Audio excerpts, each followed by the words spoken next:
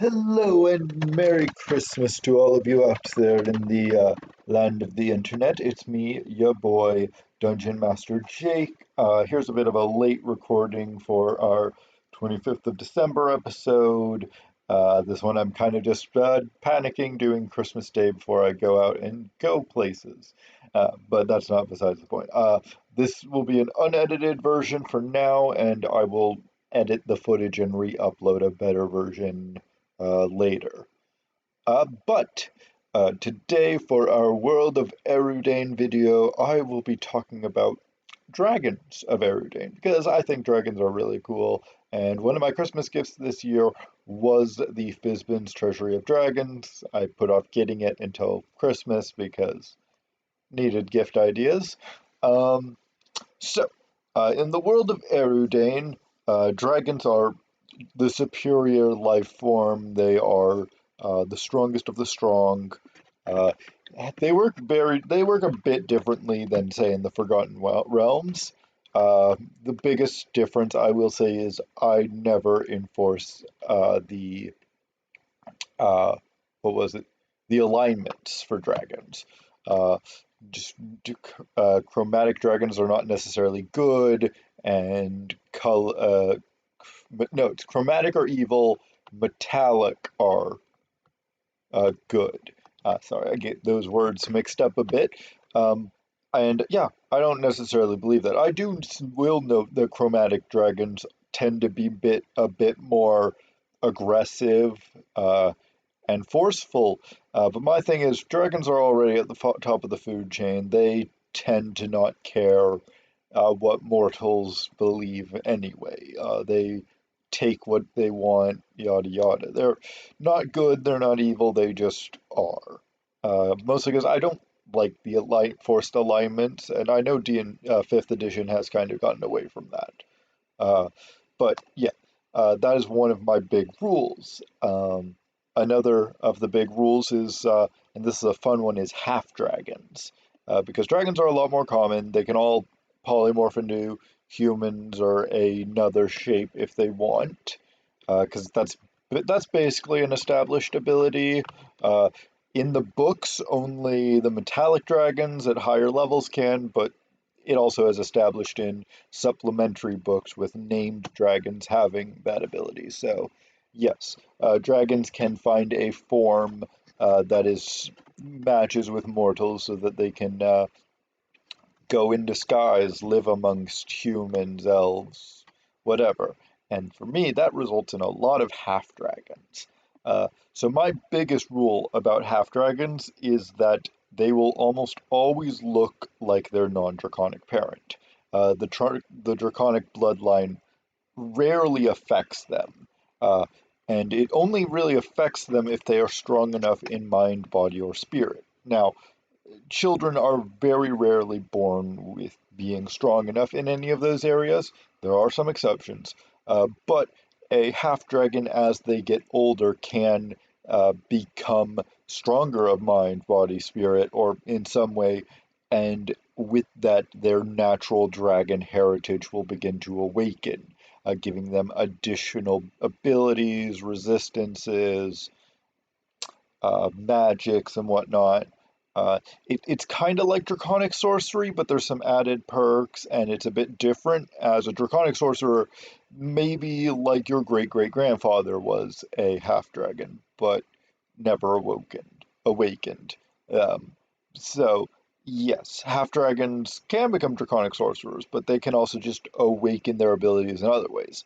And their final ability is kind of the opposite of how a dragon can polymorph into a human. A half dragon can polymorph from their human shape into a dragon shape. Just a dragon. It's usually very temporary, but it is uh, an ability. And so there are lots of legends in Erudain of people, you know, great emperors and kings and warriors uh, becoming a dragon during a fight or such. And it's usually because they're a half dragon that reached that level.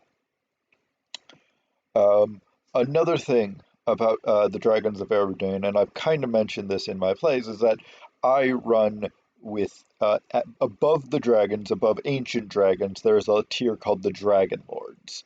And they don't technically just exist on Erudain, as Erudain is the planet, and this is more just across the entire world, but there are 12 Dragon Lords. Many of them do exist on Erudain or interact with Erudain, but they are not exclusive to Erudain. The party has met a few. Met the Queen of the Eternal Flame, which is the Dragon Lord who rules over fire, lives in a volcano. They met the Chaos Dragon Lord, Zephyrtus. He is a mysterious, one of the older Dragon Lords.